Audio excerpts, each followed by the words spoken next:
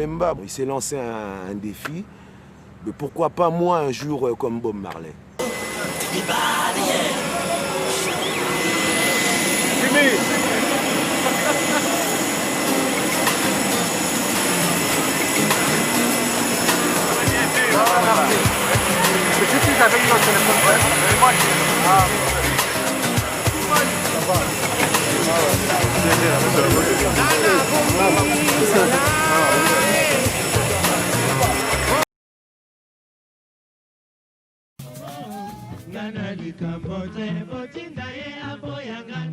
Début des années 70, Kinshasa tombe sous le charme du groupe Zaiko Langa Langa. Jossar Nyokalongo, Pepe Felima Nwaku, Evoloko Joker ou encore Siméon Mavuela vont révolutionner la musique congolaise avec le rythme Kavacha.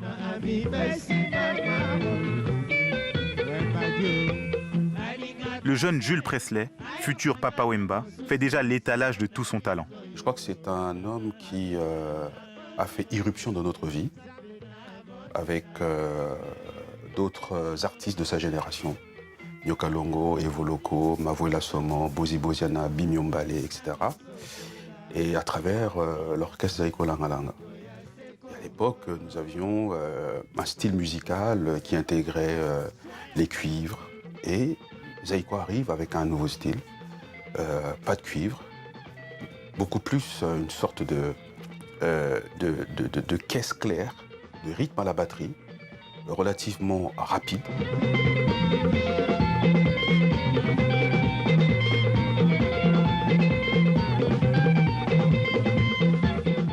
On s'intéresse, c'est qui ces chanteurs?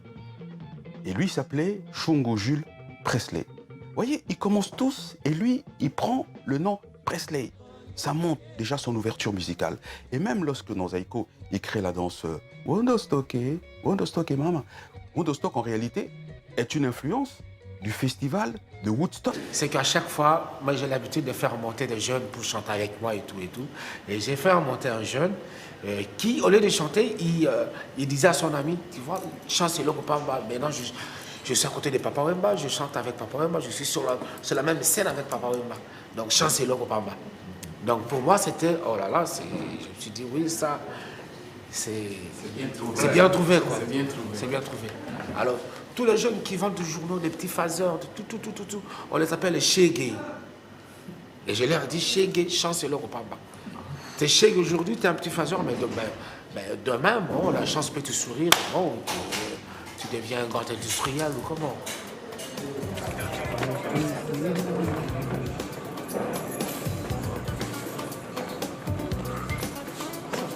Vous voyez, où il y a les John Baez, les Jimi Hendrix, etc. Donc, il suivait tout ça. Donc, je crois qu'il avait plus de créativité, plus d'imagination, un charisme. Ce qu'il faisait à cette époque-là, ça n'a ressemblé à rien à ce qu'on faisait au pays. Voilà, moi j'ai commencé à l'apprécier avec une chanson qui s'appelait Chouchouna. Et à cette époque-là, les clips, enfin, c'est pas les clips, c'était pas comme aujourd'hui. La chanson commençait, souvent il s'est caché derrière une fleur et au début de la chanson, il apparaissait. Et on devenait fou à la maison.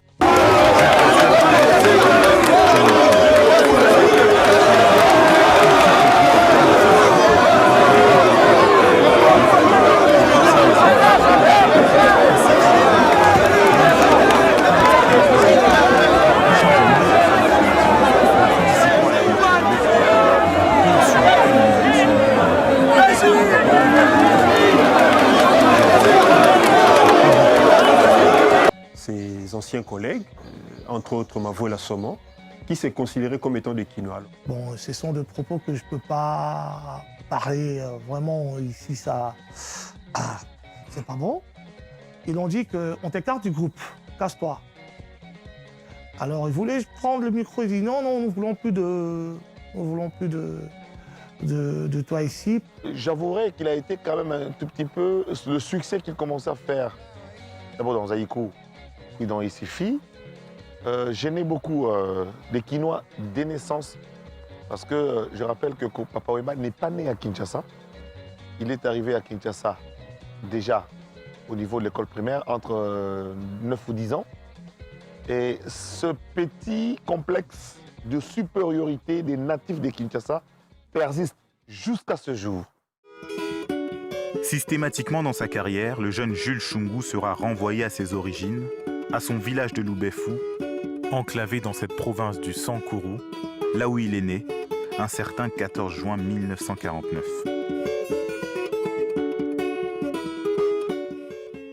Ma maman a voulu à ce que j'appartienne de la religion catholique.